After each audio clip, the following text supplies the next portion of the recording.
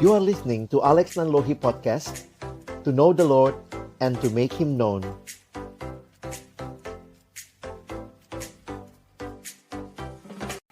Shalom, selamat malam Bapak Ibu sekalian. Terima kasih, bersyukur kepada Tuhan. Malam ini kita boleh, ini namanya berzumpa ya, kenal lewat Zoom. Jadi bersyukur melihat ya Bapak Ibu sekalian juga dalam kondisi yang baik. Paling tidak yang buka kamera bisa terlihat. Dan saya melihat bagaimana Tuhan terus memelihara persekutuan jemaatnya di tengah-tengah pandemi yang tentu tidak mudah bagi kita. Mari berdoa sekali lagi sebelum kita membaca merenungkan firman Tuhan. Kami bersyukur karena Engkau hadir di dalam segenap pergumulan kami. Dan hari ini juga kami bersyukur karena Tuhan memberi kesempatan kami bersama-sama boleh bersekutu, beribadah kepadamu. Dan tiba waktunya bagi kami untuk membuka firman-Mu. Kami mohon ya Tuhan, bukalah juga hati kami. Jadikanlah hati kami seperti tanah yang baik, supaya ketika benih firman-Mu ditaburkan boleh sungguh-sungguh berakar, bertumbuh, dan juga berbuah nyata dalam hidup kami. Berkati hamba-Mu yang menyampaikan, semua kami yang mendengar. Tuhan tolong juga interaksi di antara kami, hingga pada akhirnya kami bukan cuma jadi pendengar-pendengar firman yang setia, tapi mampukan dengan kuasa dan pertolongan dari Roh-Mu yang kudus, kami dimampukan menjadi pelaku-pelaku firman-Mu di dalam kehidupan kami. Bersabdalah ya Tuhan, kami umat-Mu sedia mendengarnya. Dalam nama Tuhan Yesus Sang Firman yang hidup, kami menyerahkan pemberitaan firman-Mu. Amin. Bapak Ibu sekalian, malam hari ini tema kita bicara tentang cinta. Wah, antara cinta, janji, dan percaya. Mungkin kita sudah siap-siap ini ya, mau menyambut Natal. Dan biasanya waktu membaca bagian ini, Matius pasal yang pertama, ayat 18-25, biasanya perhatian kita tertuju kepada berita Natal, kelahiran Kristus. Tapi saya mengajak kita malam hari ini melihat lebih luas lagi, bahwa ada kisah cinta di sini ya, yang sama-sama nanti kita akan coba lihat. Saya akan bacakan bagi kita, sudah saya tulis ayatnya di screen, Bapak Ibu Saudara bisa mengikutinya. Matius pasal 1 ayat 18-25. Kelahiran Yesus Kristus adalah seperti berikut. Pada waktu Maria ibunya bertunangan dengan Yusuf, ternyata ia mengandung dari Roh Kudus sebelum mereka hidup sebagai suami istri. Karena Yusuf suaminya seorang yang tulus hati dan tidak mau mencemarkan nama istrinya di muka umum, ia bermaksud menceraikannya dengan diam-diam.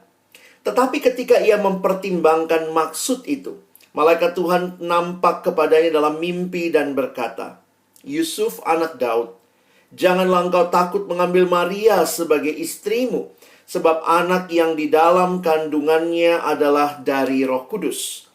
Ia akan melahirkan anak laki-laki, dan engkau akan menamakan dia Yesus, karena dialah yang akan menyelamatkan umatnya dari dosa mereka. Hal itu terjadi supaya genaplah yang difirmankan Tuhan oleh Nabi. Sesungguhnya anak darah itu akan mengandung dan akan melahirkan seorang anak laki-laki, dan mereka akan menamakan dia Immanuel, yang berarti Allah menyertai kita." Sesudah bangun dari tidurnya, Yusuf berbuat seperti yang diperintahkan malaikat Tuhan itu kepadanya. Ia mengambil Maria sebagai istrinya, tetapi tidak bersetubuh dengan dia sampai ia melahirkan anaknya laki-laki, dan Yusuf menamakan dia Yesus. Bapak Ibu Saudara yang dikasihi Tuhan, sekali lagi kalau lihat ayat-ayat ini, kita biasanya bertanya ya, atau disampaikan tentang siapakah Yesus. Dan biasanya fokusnya tertuju kepada kalimat atau kata ini, Immanuel, yang berarti Allah menyertai kita. Sungguh indah penyertaan Allah yang di dalamnya saudara dan saya yang tadinya hidup di dalam dosa, kita boleh mengalami kehidupan yang dimerdekakan dari dosa, kehidupan yang mengalami penebusan yang sejati, dan memberikan kepada kita kehidupan yang kekal. Begitu indahnya berita Natal ini. Tetapi kalau Bapak Ibu perhatikan, ada kisah yang lain, ada tokoh-tokoh lain yang terlibat di dalam membawa kisah ini menjadi kisah bagi manusia. Saya ingin mengajak kita malam hari ini coba refleksi sebentar ya, bahwa ternyata kisah yang indah tentang Yesus yang lahir ini adalah kisah yang secara sederhana, kalau kita coba lihat ya, ini kisah cinta Yusuf dan Maria, Bapak Ibu sekalian ya. Dan kita bisa melihat bagaimana Tuhan memakai kisah cinta mereka. Wow, bagi saya ini luar biasa ya. Tuhan memakai kisah cinta mereka menjadi kisah yang memberkati seluruh bumi, seluruh dunia, bangsa-bangsa di dalam dunia ini. Kadang-kadang kita mungkin berpikir kisah cinta apa sih artinya? Kadang-kadang orang baca bagian ini fokusnya langsung sama Yesusnya. Tetapi jangan lupa, kehadiran Kristus ke dalam dunia. Di dalamnya Tuhan memakai sebuah kisah cinta. Nah, di sini saya jadi meyakini ya, kisah cinta Bapak Ibu sekalian juga bisa dipakai Tuhan. Kisah cinta saudara-saudara yang lain juga. Dan ini menjadi hal yang menarik bahwa bukan hanya kisah cinta, tetapi ada kesediaan untuk taat kepada kehendak Tuhan. Saya pikir itu yang penting. Karena kalau kisah cintanya juga bukan kisah cinta yang taat, ya lain lagi ceritanya. Tetapi di sini kita berjumpa dengan dua sosok yang disampaikan di dalam bagian ini. Kalau saudara melihat ayat 18, dituliskan pada waktu Maria, ibunya, bertunangan dengan Yusuf. Jadi saya beri warna merah untuk nama-nama yang muncul. Betul, kita fokus sama Yesus, tetapi ada Maria, ada Yusuf, dan dikatakan di sini bahwa Maria mengandung dari Roh Kudus sebelum mereka hidup sebagai suami istri. Nah, ini jadi menarik untuk kita perhatikan. Katanya tunangan, kok bawahnya suami istri? Lalu ayat 19, karena Yusuf suaminya seorang yang tulus hati. Jadi perhatikan keterangan tentang Yusuf, seorang yang tulus hati dan tidak mau mencemarkan nama istrinya di muka umum. Ia bermaksud menceraikannya diam-diam. Wah, buat kita jadi bingung. Katanya tunangan, tapi suami istri. Li bawahnya cerai. Ini apa lagi gitu ya. Nah, kita perlu memahami konteks pada waktu itu. Kalau Bapak Ibu melihat tradisi Yahudi, mohon maaf tulisannya agak kecil ya. Tetapi dalam tradisi Yahudi saat itu, maaf ya saya salah tulis itu, bukan saat ini. Saat itu, bahwa ada beberapa tahap menuju pernikahan. Jadi ada yang dikenal dengan pertunangan atau engagement. Biasanya ada orang yang kayak udah jodohin anaknya sama anak orang lain begitu ya. Ada juga ya di budaya kita udah ditunangkan dari kecil begitu ya. Nah, pertunangan model begini sebenarnya waktu mereka dewasa ternyata nggak klop, ya udah nggak apa-apa juga kalau dibatalkan, itu bisa terjadi. Tetapi ada pertunangan kedua atau tahap kedua yang disebut dengan betrothal ya. Betrothal ini dalam bahasa Inggris maksudnya dia menggunakan pemahaman pertunangan terjadi antara dua orang yang sudah cukup umur. Pada saat pertunangan kedua ini mereka sudah disebut suami istri, itu tradisi mereka. Tetapi mereka belum tinggal bersama dan mereka bahkan belum boleh melakukan hubungan seksual.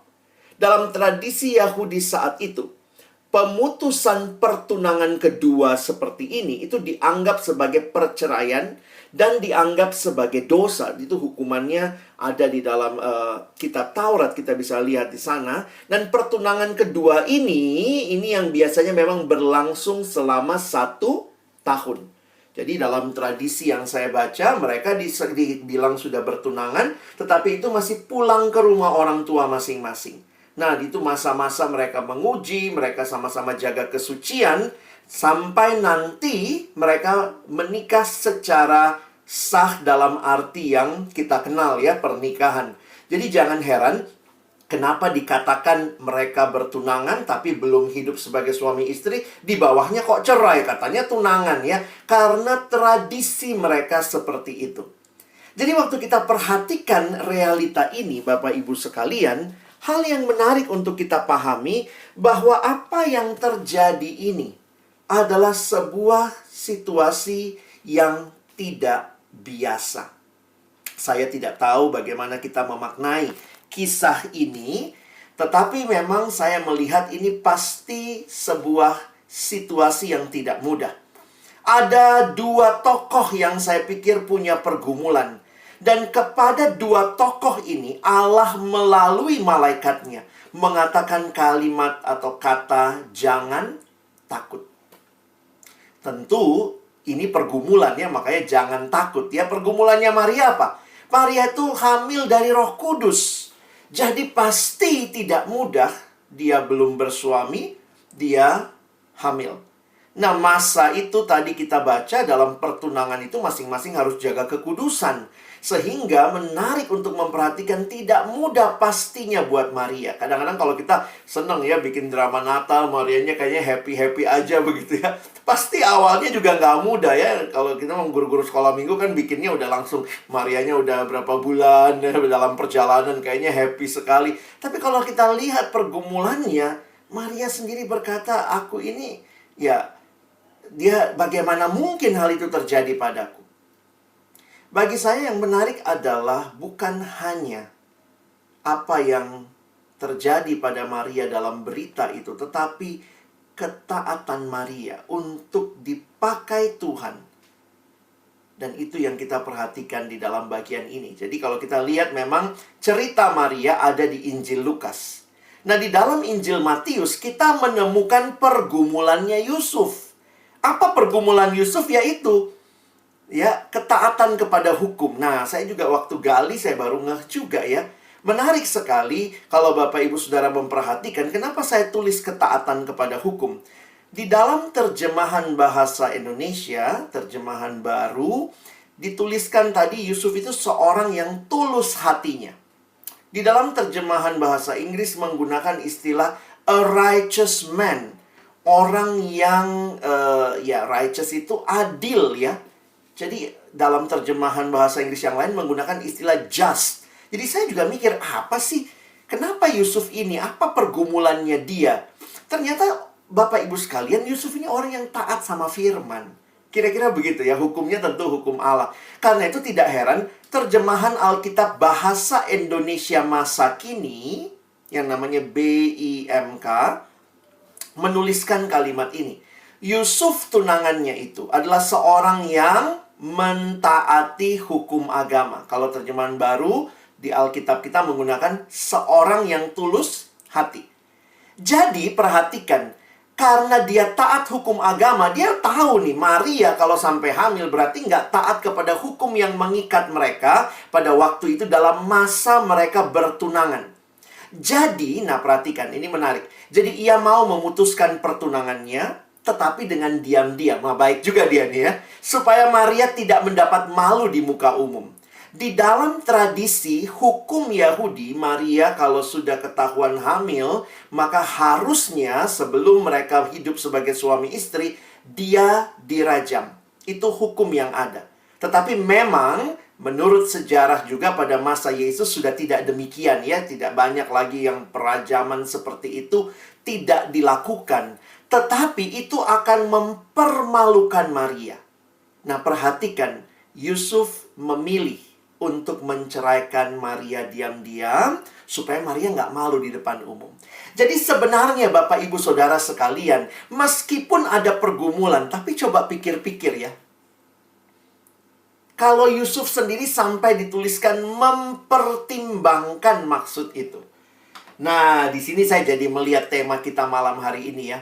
Memang cinta itu penuh pergumulan ya. Bahwa di tengah-tengah cinta mereka, ketika saya melihat pilihan yang Yusuf ambil, itu kelihatan juga ya. Dia tidak mau mempermalukan Maria. Mungkin memang dia cintanya begitu besar sama Maria. Walaupun dia juga taat sama hukum. Di situ pergulatannya. Ya. Maria pasti juga senang dan sayang sama Yusuf. Tapi gimana dia taat juga kepada kehadiran Roh Kudus yang bekerja. Sehingga kalau kita memperhatikan cinta mereka, di dalamnya juga terjadi pergumulan yang tidak mudah. pergumulan untuk melihat masa depan, pergumulan untuk melihat satu sama lain, menerima satu sama lain. Tapi kita melihat ya, di dalam situasi itu, malaikat Tuhan tampak kepada Yusuf dalam mimpi dan berkata, "Yusuf, anak Daud, janganlah engkau takut mengambil Maria sebagai istrimu, sebab anak yang di dalam kandungannya adalah dari Roh Kudus." Dan kalau Bapak Ibu perhatikan ayat selanjutnya, sesudah bangun dari tidurnya, Yusuf berbuat seperti yang diperintahkan malaikat Tuhan itu kepadanya. Ia mengambil Maria sebagai istrinya, tetapi tidak bersetubuh dengan dia, sampai ia melahirkan anaknya laki-laki, dan Yusuf menamakan dia Yesus. Bapak Ibu bisa memperhatikan bahwa di dalam bagian ini, Yusuf taat. Cintanya begitu membara, tetapi juga dia mau taat sama hukum. Tetapi kemudian melalui apa yang disampaikan malaikat itu, Yusuf mengambil langkah ketaatan. Jadi saya coba menghayati begitu ya. Memang ya kasihnya Yusuf sama Maria, yaitu melahirkan pengorbanan, ketaatan juga tentunya ya. Nah, kasihnya Yusuf kepada Allah, ya dia mesti taat sama Allah begitu. Jadi memang ya nggak mudah jadi Yusuf begitu ya. Nah, cinta ini yang saya coba hayati ya. Melakukan pengorbanan, taat. Nah, itulah sebenarnya hal yang menarik waktu bicara cinta ya. Bicara kasih. Karena di dalamnya ada sebuah tindakan konkret untuk menyatakan apa yang seharusnya gitu ya kepada yang dikasihi. Cinta itu bukan hal yang egois, Bapak Ibu Saudara sekalian. Memang cintanya Yusuf tidak mudah. Dia bahkan bermaksud menceraikan Maria. Tapi jangan lupa kan secara diam-diam, sehingga dia mencoba mengambil yang mana yang resikonya paling dikit. Tetapi bagi saya, yang menarik untuk kita perhatikan, apa yang sebenarnya Yusuf lakukan, kalau kita coba refleksikan tentang kasih, mari kita coba refleksikan tentang kasih Allah. Yusuf tidak sempurna mengasihi Maria, tetapi dia bahkan mau berkorban. Tetapi kalau Bapak Ibu Saudara melihat kasih yang lebih besar lagi, yaitu kasih Allah sendiri. Sebenarnya menarik sekali karena Allah menciptakan kita sebagai manusia yang di dalam kasihnya, dia menciptakan kita. Saya mengutip satu tulisan, kalau Bapak Ibu baca Kejadian 2 ayat 18, dikatakan kan tidak baik kalau manusia itu seorang diri saja. Berarti memang sudah rancangannya Tuhan supaya manusia itu saling mengasihi, itu sudah kehendaknya Tuhan. Karena itu seorang teolog bernama John Stott, dia menuliskan begini, sebagaimana ikan dibuat untuk air, maka umat manusia dibuat untuk kasih, untuk mengasihi Allah dan mengasihi sesama kita. Nah, saya mau ajak Bapak Ibu sekarang lihat sebentar ya. Sebenarnya pergumulan kasih ini, kalau Yusuf harus mengasihi Maria, kalau Maria harus mengasihi Yusuf, sebagai manusia yang diciptakan di dalam kasih, harusnya kasih seperti apa yang muncul? Harusnya kasih seperti kasihnya Allah. Makanya kalau ditanya hukum yang pertama terutama, kasihilah Tuhan Allahmu. Yang kedua, kasihilah sesamamu manusia. Bapak Ibu Saudara yang dikasihi Tuhan, mengerti kasih yang harus kita wujud nyatakan kepada sesama, itu harusnya sama dengan kasih yang Allah berikan kepada kita. Karena standarnya di situ. Coba kita lihat beberapa ayat. Saya ajak kita lihat 1 Yohanes 4 ayat 9 sampai 10. Mari kita coba hayati sebentar. Kasih seperti apa yang Tuhan berikan, dan karena itu dia menuntut kita juga melakukan kasih yang sama. Di dalam ayat ini, 1 Yohanes 4 ayat 9 dan 10, saya bacakan buat kita. Dalam hal inilah kasih Allah dinyatakan di tengah-tengah kita, yaitu bahwa Allah telah mengutus anaknya yang tunggal ke dalam dunia supaya kita hidup olehnya. Inilah kasih itu. Bukan kita yang telah mengasihi Allah, tetapi Allah yang telah mengasihi kita, dan yang telah mengutus anaknya sebagai pendamaian bagi dosa-dosa kita. Nanti kalau Bapak Ibu baca ayat 11-nya, justru dikatakan karena Allah mengasihi kita, maka kita pun harus saling mengasihi. Jadi kualitas kita mengasihi sesama harusnya sama dengan kualitas Allah mengasihi kita. Kalau baca ayat-ayat ini, kita teruskan ayat 10 misalnya ini ya. Bukan kita yang telah mengasihi Allah. Berarti kita jadi sadar begini ya. Kasih itu tidak dimulai dari manusia.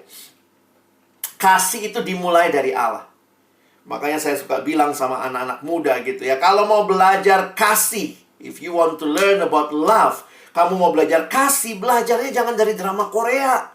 Jangan cuma dari ikatan cinta ya. Belajarlah dari Allah. Because God is love.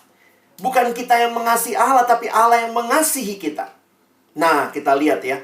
Kasih Allah tuh kasih seperti apa? Nah, yang menarik waktu saya perhatikan, bukti kasih Allah adalah memberikan anaknya. Nah, Bapak Ibu sekarang perhatikan ya. Hampir setiap kali, perhatikan kalimat saya. Hampir setiap kali Injil Yohanes ataupun surat Yohanes. Jadi, tulisannya Rasul Yohanes. Hampir setiap kali tulisan Rasul Yohanes bicara tentang kasih Allah, dia tidak memberikan kita definisi. Kasih adalah ini. No. Dia tidak berikan kita definisi, tapi dia berikan kita sebuah tindakan kasih yang luar biasa. Coba Bapak Ibu baca ayat ini ya. Tadi ayat 9, ayat 10. Coba kita lihat. Dalam hal inilah kasih Allah dinyatakan di tengah-tengah kita. Coba lihat tadi ayat 9-nya ya. Tapi apa? Dalam hal ini kasih Allah dinyatakan di tengah-tengah kita. Apa yang kemudian ditunjuk oleh kasih itu? Yaitu Allah yang mengutus anaknya. Wow, ini indah sekali. Ayat 10. Coba kalau Bapak Ibu membaca ayat 10 dalam bacaan kita. Inilah kasih itu. Wah, kita kalau udah dengar inilah kasih itu, kita berharapnya, wah akan dikasih apa nih? Definisi ya. Inilah kasih itu. Tapi ternyata bukan definisi yang diberikan kepada kita. Perhatikan ayat 10. Inilah kasih itu. Bukan kita yang telah mengasihi Allah, tetapi Allah yang telah mengasihi kita dan yang telah mengutus anaknya. Jadi Bapak Ibu sekalian, sekali lagi. Ketika Rasul Yohanes bicara kasih, dia tidak memberikan definisi. Tetapi dia menunjuk kepada sebuah tindakan kasih, yaitu Allah mengutus anaknya. Di mana lagi kita baca? Oh, ayat yang paling terkenal ya. Coba lihat lagi. Yohanes 3:16. Gimana bacanya? Yohanes 3:16, karena begitu besar kasih Allah akan dunia ini. Apakah dia berikan definisi? Sehingga Allah telah mengaruniakan anaknya yang tunggal. Jadi perhatikan Bapak Ibu Saudara sekalian, hampir setiap kali Injil Yohanes bicara kasih Allah menunjuk kepada satu tindakan, yaitu Allah memberikan anaknya yang tunggal. Dan perhatikan, tujuannya apa? Di ayat 9 tadi. Supaya kita hidup olehnya. Tujuannya apa di ayat 10? Sebagai pendamaian bagi dosa-dosa kita. Di sini saya melihat kasih yang ditunjukkan adalah kasih yang tidak egois, kasih yang benar-benar menyatakan apa yang seharusnya, kasih yang rela berkorban. Yusuf menunjukkan itu, walaupun bagi saya Yusuf tetap tidak sempurna. Karena itu anak yang lahir dari Maria, namanya Yesus itu, dialah yang menunjukkan kasih itu dengan sempurna. Yusuf berkorban. Luar biasa. Tapi ya, kita tahu Yusuf manusia yang terbatas. Sama seperti kita. Nah, jadi kalau Bapak Ibu Saudara membandingkan kasih dunia. Kasih dunia itu kadang hanya dikaitkan dengan perasaan. Itu kasih yang egois. Kasih yang cuma ngambil. Dan itu sangat terbatas. Tetapi kalau kita bicara kasih Allah, wow, itu kasih yang luar biasa. Bapak Ibu sekalian, makanya ada yang bilang gini ya. Bahasa Indonesia itu paling gampang menjelaskan kasih. Setuju nggak Bapak Ibu ya? Katanya bahasa Indonesia itu dibanding semua bahasa di dunia itu paling gampang menjelaskan kasih. Kenapa? Apa sih kasih itu? Kasih, ya kasih. Gitu ya. What is love? Love is giving. Love is not taking. If love is taking, that is not love. That is rampoking, Bapak Ibu. Itu ngerampok namanya. Love is giving. Ketika Yusuf mengasihi Maria, bukan kepentingan Yusuf yang utama, tetapi kepentingan Maria. Yusuf bahkan rela berkorban. Tetapi itu hanyalah mencerminkan kasih yang agung, yaitu kasih Allah yang menyerahkan dirinya bagi kita. Dunia ini bilangnya kasih, tapi maunya ngerampok. Aku mengasihimu, asal kamu mau, aku pengen sesuatu dari kamu, makanya saya mengasihimu. Jadi memang akhirnya kalau kita perhatikan, true love is about giving everything and expecting nothing. You can give without love, but you cannot love without giving. Bapak Ibu, di mana buktinya? Bisa kelihatan kalau kita naik mobil. Kalau orang naik mobil lalu ada pengamen aja. Kalau ada pengamen begitu, biasanya di lampu merah gitu. Apa yang kita lakukan? Kita ngasih kan biasanya. Ada uang kecil yang udah disiapin, kita ngasih. Pertanyaan saya, itu ngasihnya karena kasih? Give with love? Atau sebenarnya cuma gini, ini duit ya, ambil ya, cepet-cepet lu pergi dari mobil gua serem lihat lu. You can give without love. But when you love, you will give. Karena kasih yang sejati itu kasih yang memberi. Kasih yang memberi. Wah, Bapak Ibu, ini luar biasa ya. Bayangkan kasih Yusuf yang tidak sempurna saja dipakai Allah menggenapkan rencana indahnya bagi dunia. Nah, Bapak Ibu yang menikah, suami istri, Bapak Ibu, saudara-saudara yang mungkin sedang pacaran, ayo perbaharui kasih kita lagi ya. Jangan-jangan kasih kita udah ngerampok, nuntut terus, tapi belajar memberi. Belajar memberi. Seperti kasih Allah bagi kita. Katanya yang paling mirip kayak kasihnya Allah itu adalah kasih orang tua. Ya, sadar sih ya, orang tua juga nggak sempurna. Tapi katanya yang paling mirip kasih Allah. Makanya ada lagunya kan? Ada lagunya apa? Untuk ibu. Kasih ibu kepada beta tak terhingga sepanjang masa. Menarik juga tuh Bapak Ibu ya. Kenapa ya kasih ibu tuh dibilang ya kasih yang paling mirip? Karena itulah kasih ibu ya. Kasih ibu kepada beta tak terhingga sepanjang masa. Apa itu kasih? Hanya memberi. Tak harap kwitansi. Kalau udah mulai harap kwitansi itu bukan ngasih. Itu cuma nanem supaya nyabut lagi gitu ya. Bagai sang surya menyinari dunia. Karena ini lagu waktu saya renungkan sebenarnya nggak pas juga ya. Banyak mama-mama kwitansi ya. Besarin anak, cepet besar. Nanti ajak mama jalan-jalan ke luar negeri. Mama-mama kwitansi ini ya. Tapi yang dituliskan sebenarnya mungkin itu kalau direnungkan itu kasih Allah ya. Harusnya diganti lagunya. Kasih Allah kepada saya tak terhingga sepanjang masa. Apa itu kasihnya? Hanya memberi, tak harap kembali. Karena ini lagu anak-anak. Penciptanya harus menemukan ilustrasi yang paling pas menggambarkan itu. Maka dia gambarkan. Bagai sang surya menyinari dunia. Sang surya itu menyinari dunia itu tanpa syarat gitu ya. Matahari nggak bilang besok nggak mandi, saya nggak bersinar ya. Enggak. Tapi itulah kasih yang selalu memberi. Dan di sini saya jadi mengajak kita kembali ya. Kalau malam hari ini Tuhan mengingatkan kita melalui kasihnya Yusuf dan Maria. Yang di dalamnya Tuhan menggenapkan rencananya bagi dunia ini. Maka saya tutup dengan slide ini. Cinta itu nggak egois dan tidak ingin menang sendiri. Tetapi rela berkorban dan yang terutama menghadirkan kasih Tuhan di tengah kehidupan relasinya. Bapak Ibu, kita belum sempurna mengasihi, maka terus belajar dari Tuhan yang kasihnya sempurna. Nikmatilah itu. Dan ketika Bapak Ibu menikmatinya, marilah belajar mengasihi.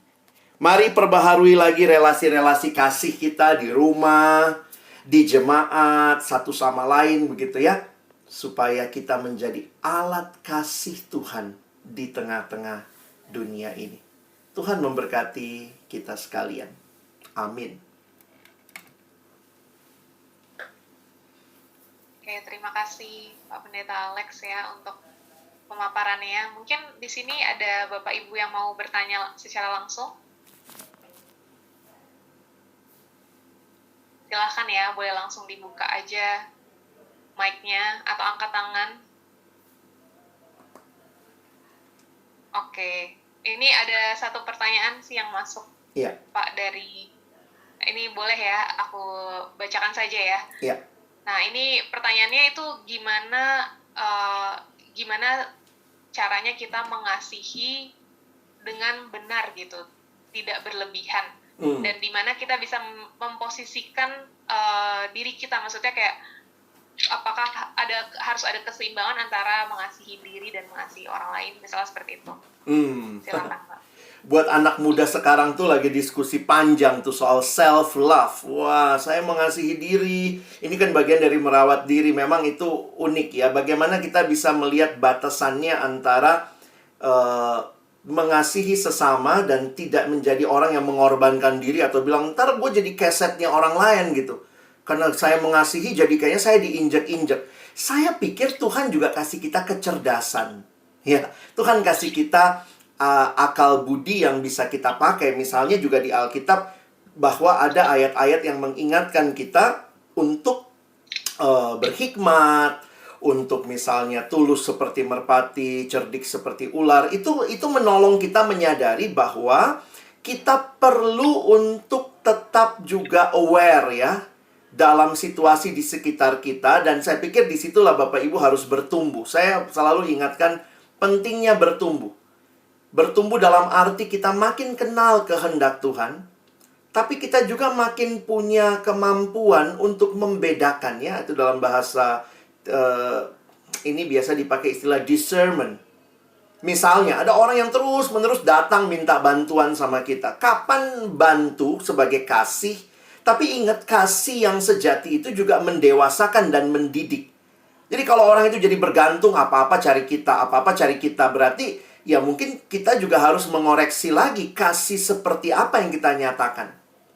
Jadi ada yang bilang misalnya, jangan cuma kasih ikannya, kalau mau nolong orang kasih kailnya. Tapi juga ya saya pikir, ada satu orang waktu itu dia nanya, tapi Pak bagaimana kalau dia datang terus sama saya? Saya bilang hati-hati. Masalahnya jangan-jangan bukan di dia, di bapak atau ibu yang selalu merasa juru selamat. Jadi bapak ibu sendiri yang kayak punya sindrom juru selamat. Kalau saya nggak bantu dia, siapa lagi yang bantu dia? Ya Tuhan bisa gerakkan siapa aja sih. Jangan-jangan bapak ibu udah dimanfaatkan. Tapi juga kita mesti tuntut kasih kita. Jangan sampai kita sebenarnya bisa memberi sampai 100, tapi kita cuma kasih sampai 50. Dengan alasan, ya kita juga jadinya tidak. Makanya di situ ya kita butuh berdoa, berhikmat waktu kita menolong orang dan berelasi dengan orang lain. Saya pikir itu dulu. Oke, jadi kayaknya berhikmat ya kata kuncinya ya, Pak Alex. Iya. Jadi atau pakai istilah ini ya, kasih yang bertumbuh. Jadi kita pun makin bertumbuh, orang itu pun makin bertumbuh. Ya. Oke, jadi itu jadi ukurannya gitu ya. Apakah itu bisa membawa dia menjadi lebih baik gitu ya, membawa kita juga bertumbuh gitu ya. Oke, terima kasih Sama-sama. Pak Alex. Oh iya, silakan. Senang aku, silakan Pak Vasco. Ya, terima kasih. Selamat malam Pak Pendeta. Selamat malam Pak. Ya, terima kasih banyak. Malam ini membawa pencerahan yang luar biasa. Ya, sama-sama. Tapi saya hanya pertanyaan sederhana aja untuk Pak Pendeta. Karena dalam ulasannya Pak Pendeta merangkai berbagai cara itu dalam satu pola kasih yang utuh. Dan pertanyaan saya adalah, ada juga dalam hal kita berjemaat, kita bergereja, kadang-kadang ada orang atau pribadi-pribadi yang kadang-kadang menyatakan kasih itu dengan cara terbalik gitu loh Pak. Tidak dalam bentuk nyata sebagaimana yang kita yakini, kita pahami, tapi dengan cara dia. Tapi ini tidak pada ruang di mana dia punya kesempatan untuk menyatakan itu secara utuh gitu. hanya karena berdasarkan rasa tidak tidak saya paham, tidak suka dan seterusnya, itu dinyatakan dengan cara yang karena berbagai ukuran duniawi itu sebenarnya bertentangan gitu dengan hukum kasih yang kita yakin bahwa hukum kasih yang dinyatakan dalam ajaran kita adalah hukum yang penuh dengan banyak nilai-nilai bermartabat di situ. Iya. Tapi dalam kadang kita menghadap keadaan tertentu, ya kadang-kadang ada yaitu tadi pakai sistem penilaian terbalik. Akhirnya kalau untuk menghadapi seperti ini, untuk paling efektif kita bisa mengendalikan cara seperti itu, cara terbaik itu seperti secara alkitabiah. Saya pikir itu saja Bapak Pendeta. Terima kasih. Baik Pak Vasco, terima kasih. Saya berharap saya bisa paham pertanyaan Bapak tadi. Cuma kalau saya coba perhatikan, ada banyak cara di mana kita perlu juga memaknai ya, apakah memang itu alkitabiah atau tidak. Jangan-jangan bukan alkitabiah, alkitab dia. Ya, dia bikin sendiri alkitabnya dan nilai-nilainya. Bukan alkitabiah itu. Nah, karena itu saya tetap melihat ya, kita punya yang namanya jemaat.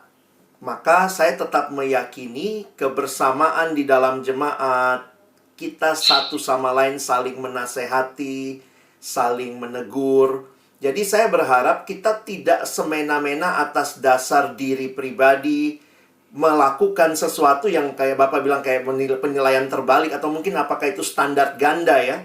Dia tetapkan sama orang lain tapi dia nggak tetapkan sama diri. Maka sebenarnya kita perlu sebagai jemaat hadir juga dan dalam komunitas terus saling mengingatkan ya, satu sama lain. Karena memang jelas kita belum ada yang sangat sempurna mengasihi, tetapi kita sedang terus bertumbuh. Jadi biarkan juga orang lain mungkin bisa memberi masukan, kamu kayaknya sudah ini agak keterlaluan nih. Dan kalau di gereja kita punya salurannya ya, ada majelis, ada pendeta, ada hamba-hamba Tuhan. Jadi kita bisa konsultasi untuk melihat sebenarnya dan menilai sesuatu. Dan saya harus katakan memang menilai sesuatu itu semua ya butuh hikmat juga. Tidak semua situasi bisa sama, kita berlakukan sama. Termasuk untuk orang-orang. Itu kadang-kadang kalau udah bingung itu komisi diakonnya, siapa yang perlu dibantu? Ya ini perlu dibantu nggak? Yang ini perlu dibantu nggak? Nanti bingung gitu. Ini dibantu kok HP-nya bagusan dia dari gua gitu loh. Jadi kita tuh jadi kadang-kadang sudah masuk penilaian terlalu jauh sampai akhirnya mau membantu apa enggak sebenarnya sih ya. Jadi itu situasi yang saya pikir kita sebagai jemaat harus menghadapinya. Jadi berharap ya kita tetap bertumbuh juga sih sebagai jemaat di dalam kasih itu.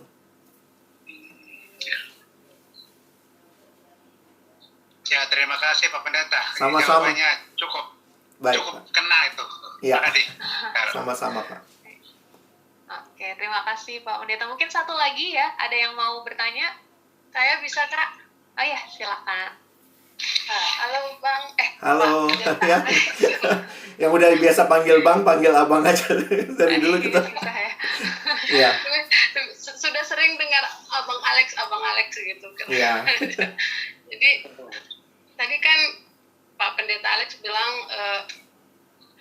mengenai mencintai diri sendiri dulu gitu. Menurut Alkitab, kita itu harus sayang sama diri kita sendiri dulu atau sesama, karena kalau mencintai diri sendiri itu rasanya seperti lebih egois sedikit ya. Tapi kalau kita mencintai orang lain tapi kita tidak merasakan cinta dengan diri sendiri, bagaimana kita bisa membagi kasih itu gitu. Tapi rasanya kalau kita lebih sayang sama, lebih mencintai diri kita dulu gitu ya, tapi rasanya kok lebih egois sedikit gitu. Iya. Bisa dijelaskan Pak Pendeta? Iya. Makasih. Kalau bicara hal seperti ini, memang kita harus teliti ayatnya lebih jauh. Ya, Matius 22 ayat 37 sampai 40. Bapak Ibu bisa lihat ayatnya di situ yang mengatakan kasihilah Tuhan Allahmu dengan segenap hatimu. Kita nggak ada masalah sama yang pertama. Nah, yang kedua ini, kasihilah sesamamu manusia seperti dirimu sendiri. Nah, di dalam pemahaman, ya saya mungkin bisa berbeda dengan hamba Tuhan yang lain, tapi dalam pemahaman saya, ayat itu tidak lagi bicara urutan mengasihi. Jadi itu tidak sedang bicara mesti kasihi diri dulu, baru kasih orang lain, atau kasih orang lain. Tapi kalau saya melihat sebuah hal yang logis, kita itu adalah orang yang pasti mengasihi diri kita. Kira-kira begitulah ya. Karena itu memang menarik juga. Ada satu buku yang saya baca, dia bilang, nggak ada tuh perintah di Alkitab, kasihilah dirimu. Perintahnya cuma dua, kasihi Tuhan, kasihi sesama. Jadi bentuk perintahnya cuma ke Tuhan dan ke sesama. Dan Sama. seperti diri sendiri itu bukan diperintahkan kasihi dirimu dulu. Kalau kau udah bisa kasih dirimu, barulah kau bisa kasih orang lain. Jadi sebenarnya bukan urutan kalau Bapak Ibu perhatikan. Nah, sehingga saya lebih melihat begini. Itu adalah sebuah hal yang terjadi dengan natural. Bagaimana engkau memperlakukan dirimu, maka diperintahkan kamu memperlakukan orang lain juga dengan kira-kira standar yang kamu lakukan kepada dirimu. Nah, saya lihat sih jadinya, ya ini balik lagi ya. Jangan terlalu kita pikir-pikir, saya belum bisa mengasihi, baru saya nanti mengasihi orang. Kita suka gitu ya. Saya belum sempurna nih melayani, ditawarin pelayanan. Aduh, jangan dulu, saya belum sempurna. Kalau tunggu sempurna, Tuhan Yesus sudah datang, nggak sempat melayani kita ya. Misalnya gitu. Kalau tunggu sempurna, kita nggak akan pernah mengasihi. Karena kita pun sebenarnya tidak sempurna mengasihi diri kita sekalipun begitu. Jadi, itu sebuah proses pertumbuhan. Makanya kita harus ingat, Tuhan kasih komunitas, jemaat ini untuk kita bertumbuh. Bertumbuhlah dalam komunitas ya. Beberapa kali saya bahkan berpikir begini, waktu saya belajar mengasihi sesama, saya juga jadi tahu cara mengasihi diri. Jadi itu bukan masalah yang mana duluan, tapi itu kayak kehidupan aja. Waktu saya misalnya ya, ada orang butuh dibantu, misalnya saya bantu. Ternyata di situ saya juga jadi merasa, sebenarnya kalau dia butuh itu, mungkin saya juga butuh itu ya. Karena belum tentu yang kita bantu orang, kita sendiri nikmati. Tapi ada sisi yang lain, ya karena saya sudah nikmati, aduh saya juga ingin orang lain menikmati, sehingga saya bantu dia misalnya. Nah jadi itu terjadi bukan yang mana dulu, tetapi itu terjadi bersama-sama dalam pertumbuhan kita sebagai jemaat Tuhan. Mungkin begitu? Oke, terima kasih Bang Alex. Ini Sama-sama. seru banget ya diskusinya hari ini ya.